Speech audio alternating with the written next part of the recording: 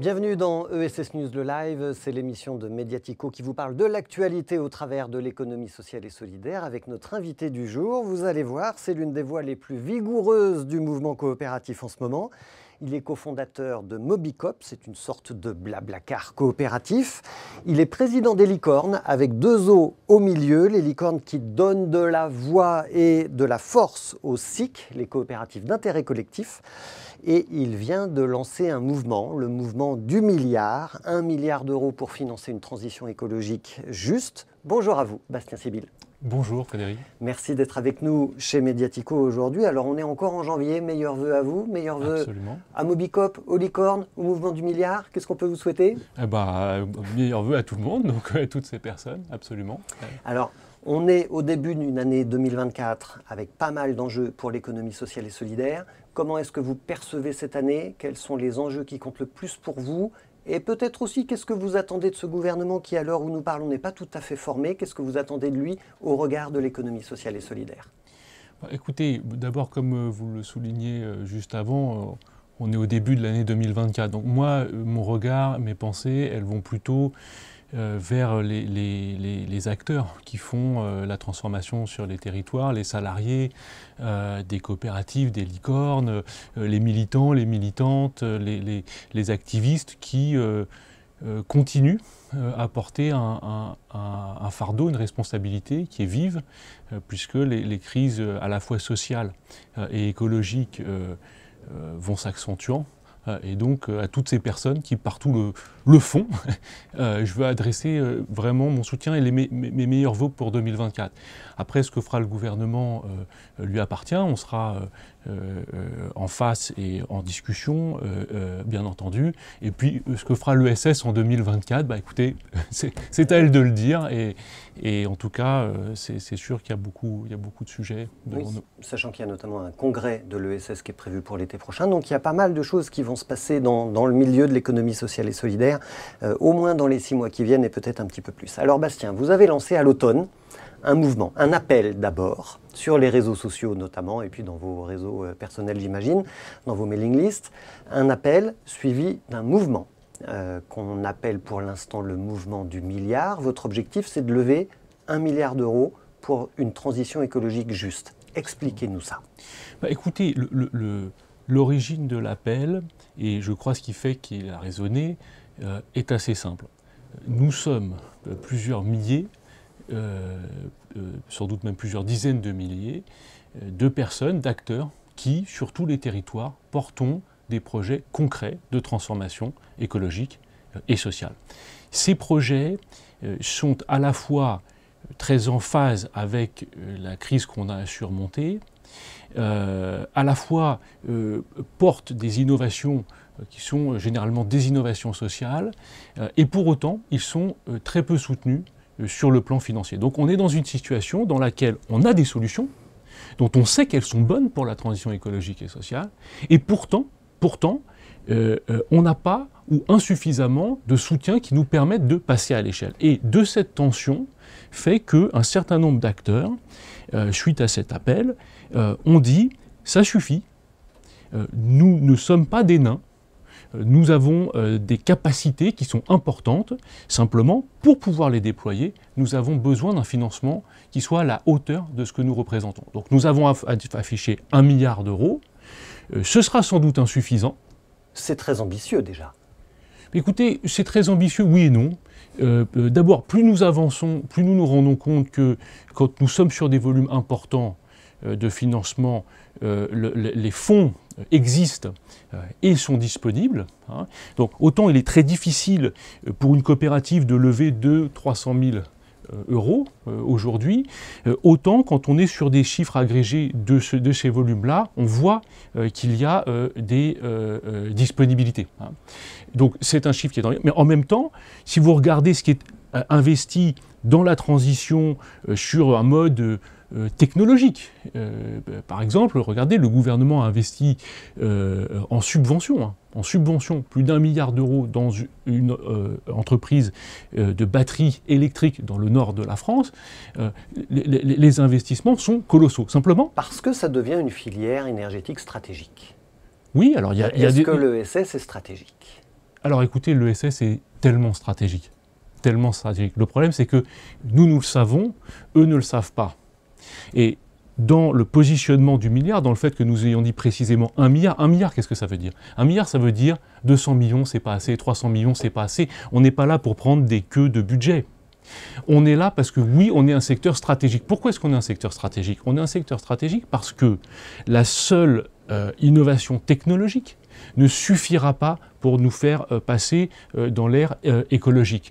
Parce que le seul saupoudrage de transition économique qui ne revient pas à la racine du problème, qui est un problème de juste répartition de la valeur, de juste répartition des richesses, alors ces politiques ne nous conduiront pas vers la transition écologique. Donc, certes, le chiffre peut paraître important, mais en vérité, par rapport aux sommes qui sont en jeu de façon globale et par rapport à l'importance du problème, c'est encore un petit chiffre et sans doute, je l'espère, nous irons au-delà. Mais ce qui est important, c'est la démarche, c'est la route, c'est comment est-ce qu'on y va. Alors j'ai besoin qu'on parle d'éléments un petit peu concrets pour que notre public chez Mediatico comprenne effectivement de quoi on parle. Vous dites que l'économie sociale et solidaire apporte des réponses dans une période particulièrement compliquée qui appelle des réponses face aux besoins de plus en plus nombreux. Exemple, est-ce que Mobicop est un exemple? Est-ce que vous pouvez nous dire ce que vous faites avec Mobicop? Et après, vous allez nous dire quel serait le besoin de financement de Mobicop. Oui, bien sûr. Non, mais très volontiers, parce que c'est un bon exemple. Aujourd'hui, pour réduire de quelques dixièmes de litres la consommation de votre moteur de voiture, eh bien, il faut investir des milliards d'euros dans la recherche et développement, ce que font les industriels du secteur automobile. Quelques dixièmes de litres. Quand vous faites monter quelqu'un dans votre voiture, instantanément, vous divisez par 2 la consommation, pour le même trajet. Donc, à l'aune de cet exemple, on comprend bien 2 choses. La première, c'est que l'innovation sociale, parce que faire monter une deuxième personne dans votre voiture, quand vous êtes opérateur de covoiturage pour les collectivités territoriales, c'est une innovation sociale. Avec Mobicop, ce que nous faisons avec Mobicop. C'est une innovation sociale. Cette innovation sociale, elle est aujourd'hui plus performante, ou au moins aussi performante que l'innovation technologique pour conduire la transition écologique. Là, vous le voyez, on divise par 2 la consommation de carburant versus quelques dixièmes de litres, premièrement. Deuxièmement, pour arriver à faire rentrer quelqu'un dans votre voiture, il ne faut pas croire que ça se fasse tout seul. Ce sont des mécanismes de confiance qui sont difficiles à susciter, sur lesquels il faut travailler. Ce sont un ensemble de méthodes, d'animation des territoires qu'il faut déployer pour arriver à ce résultat-là. Et donc, il faut pouvoir investir non pas dans de l'innovation technologique, mais investir dans de l'innovation sociale qui sont des méthodes, des façons de se mettre ensemble et de faire collectif. Et cet investissement, il est rentable. Il est rentable sur le plan écologique et social de façon très très importante, de façon massive, et c'est ça le plus important. Et par ailleurs, il est équilibré sur le plan économique. Et donc, à Mobicop, nous venons de finir une levée de fonds, mais puisque vous me posez cette question, je veux vous le dire, nous avons fini notre levée de fonds, mais parce que nous sommes une coopérative, sur le même temps que la levée de fonds nous a demandé, un de nos concurrents, avec lequel on a des relations excellentes, et qui fait bien son travail, mais qui est sous une forme de société de capitaux traditionnelle, a levé... Blablacar ? Non, c'est pas Blablacar.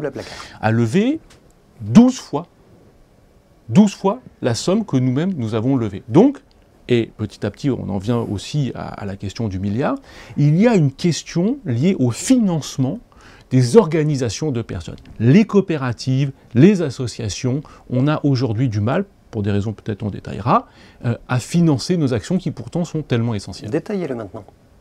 Parce qu'on a déjà reçu ici Maud Sarda qui nous dit effectivement pour Label Emmaüs la même chose. C'est très difficile de faire une levée de fonds pour développer une plateforme internet qui va revendre des objets, des biens d'occasion, alors qu'en réalité la société a besoin de se tourner vers l'économie circulaire et que les consommateurs ont besoin de devenir consommateurs. Oui, écoutez, je suis certain que Maud Sarda l'a très bien dit.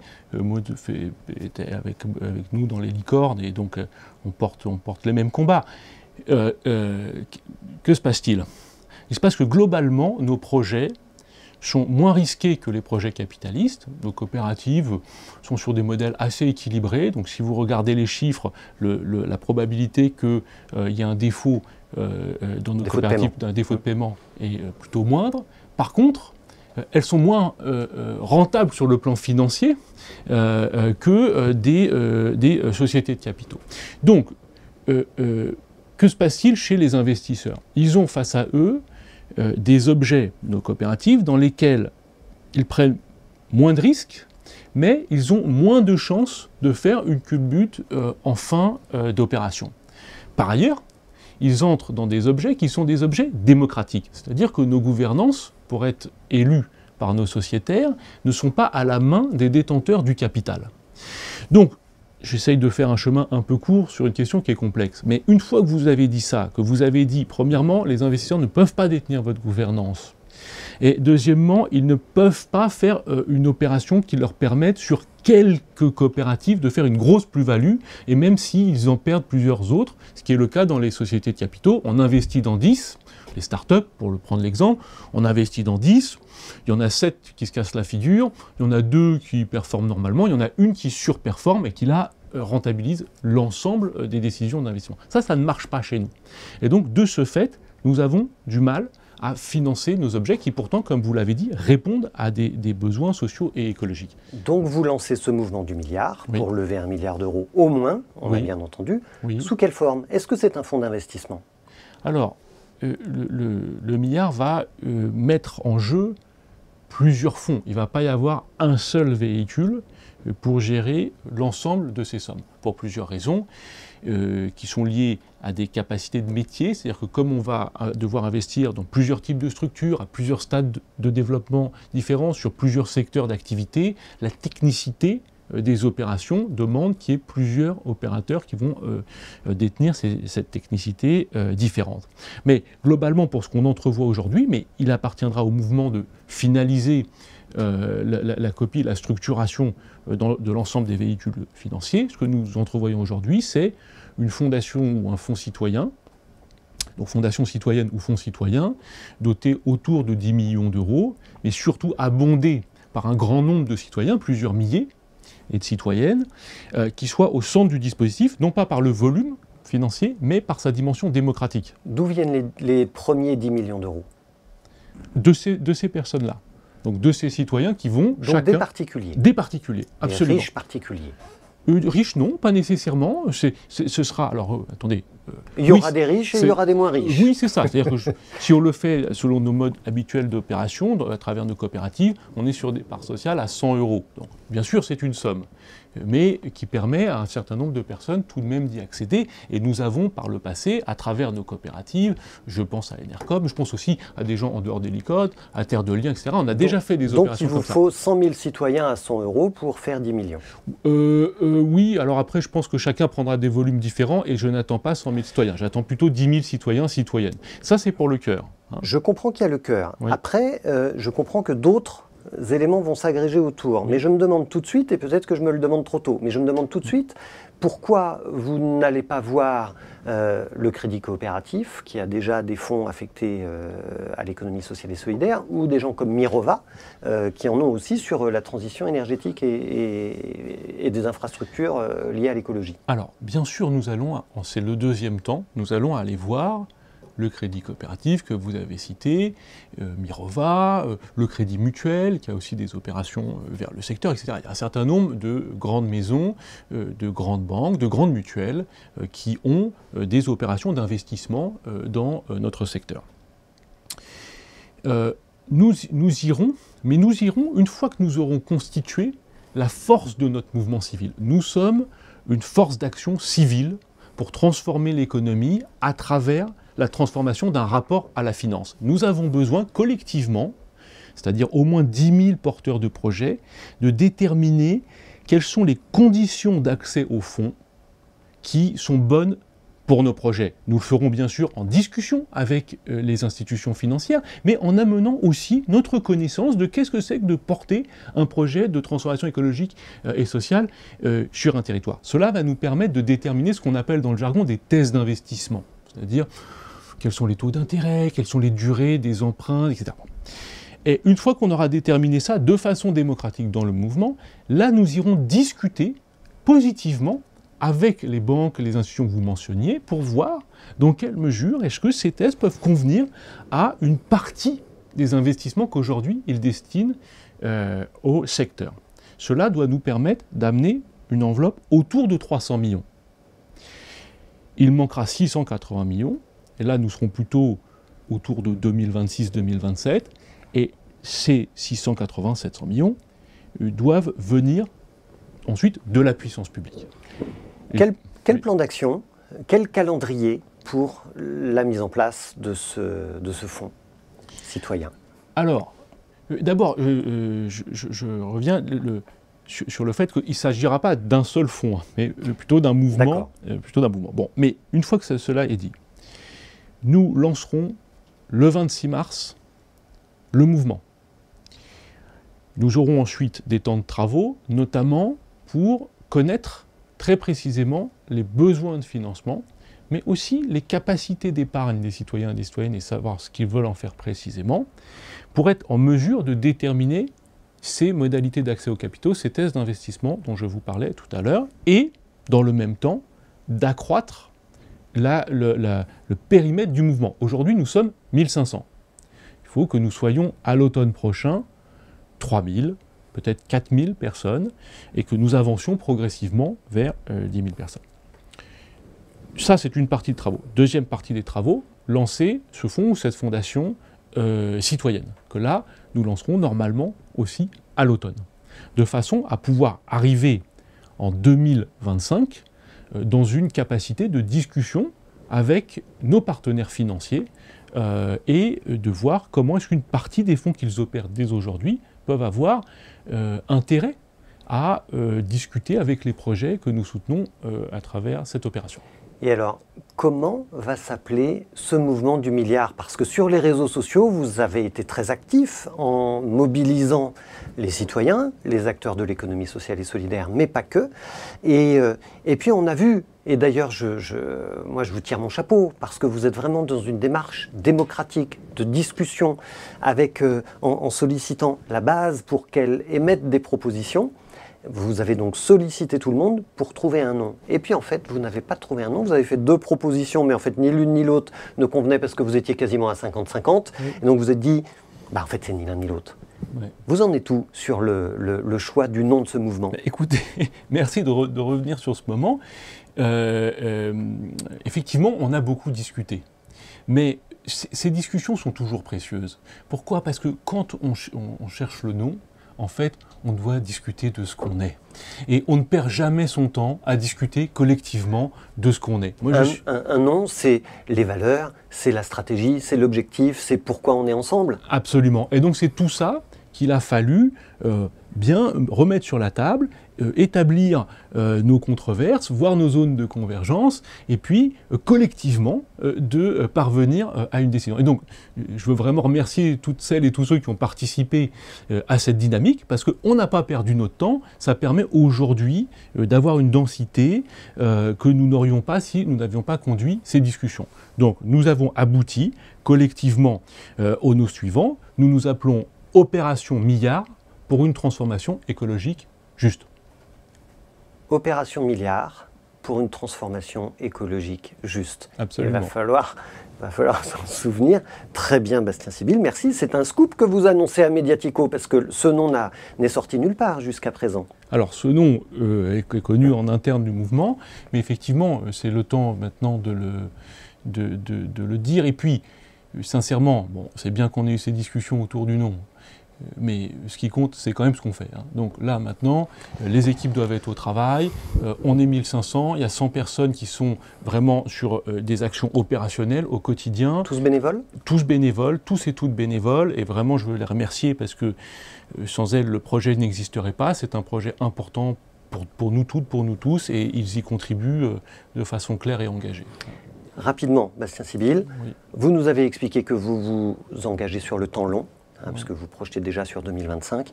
Il y a un autre temps long qui vient de s'achever. C'est celui que vous avez passé chez Mobicop, dont vous êtes cofondateur. Que devient Mobicop?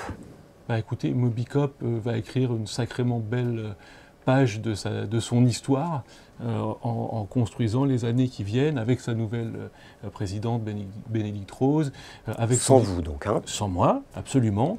Avec son directeur général Mathieu Jacot, et puis surtout, et je suis sûr que Mathieu et Bénédicte ne m'en voudront pas de dire ça, mais surtout avec l'équipe salariée formidable de la coopérative, et puis tous les gens qui partagent leur trajet dans leur voiture, nos clients, enfin l'ensemble de l'écosystème si subtil et si beau qui fait qu'une coopérative peut avancer. Vous pouvez peut-être nous dire combien de salariés au bout de 8 ans et combien de collectivités partenaires?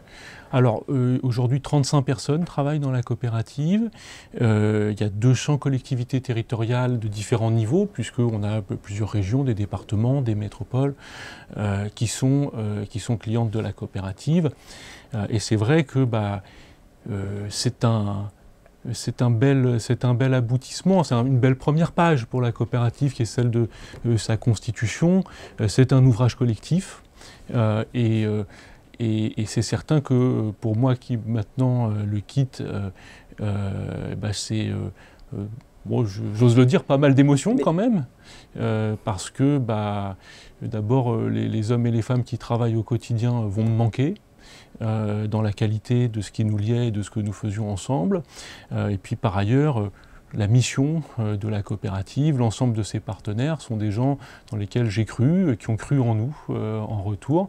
Voilà, et je veux surtout leur dire que le fait que je sorte aujourd'hui, je le fais à un moment qui est bon pour la coopérative, puisque la coopérative est stabilisée, on est équilibré cette année, on va faire des bénéfices, la gouvernance est bien en place. Vous savez, quand vous êtes fondateur d'un objet collectif comme une coopérative, le moment de votre sortie est un moment qui doit être déterminé avec le plus grand soin. Et si j'ai décidé, en discussion avec le conseil de surveillance, en discussion avec le directoire, de sortir maintenant, c'est que c'était le bon moment pour la coopérative. Et donc, je suis heureux et bien sûr déjà un petit peu nostalgique, mais surtout très heureux de le faire. Et en même temps, vous avez une âme d'entrepreneur. Donc vous partez pour lancer autre chose, ce mouvement du milliard dont on vient de parler. Mais quand même, j'ai envie de vous demander comment un entrepreneur comme vous, et comme la plupart des entrepreneurs, prépare leur succession. Mais merci pour cette question qui est insuffisamment posée. La question de la transmission des organisations collectives, c'est-à-dire des organisations qui ne sont pas détenues sur le plan patrimonial par une personne, est une question subtile, insuffisamment posée et qui est, à mon avis, très stratégique.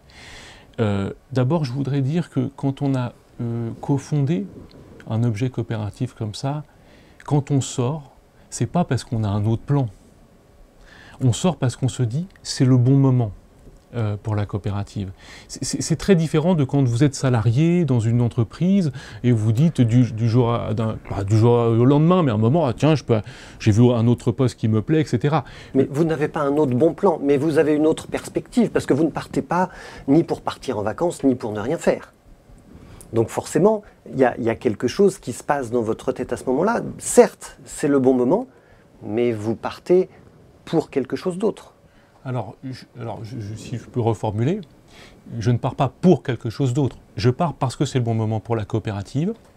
Et je pars à un moment qui est aussi un moment particulier pour notre secteur, dans lequel il faut que nous réussissions le passage à l'échelle d'un ensemble d'acteurs pour démontrer notre capacité à faire la transformation écologique et sociale. Donc bien sûr que c'est là que je vais mettre mon engagement, c'est là que je vais mettre ma force, et bien sûr que l'opération Milliard me semble la bonne façon de le faire.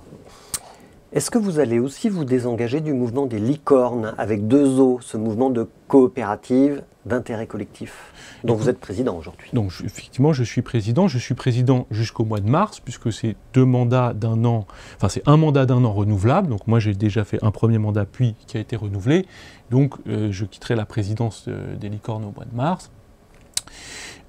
Bien sûr que je ne quitterai pas le projet licorne, puisque vous le sentez dans toute l'opération du milliard, ce qu'on cherche à mettre en avant, ce sont des acteurs du type de ceux des licornes, et ce sont ce type d'acteurs que nous cherchons à financer. Donc les licornes sont une très belle incarnation de ce que peuvent être des organisations collectives économiques pour la transformation écologique et sociale. Donc je resterai un fervent défenseur, comme je reste un fervent défenseur de Mobicop, je resterai un fervent défenseur des licornes et à leur service. Oui. Mais avec 100% de votre temps dévolu au mouvement du milliard. Absolument. Voilà.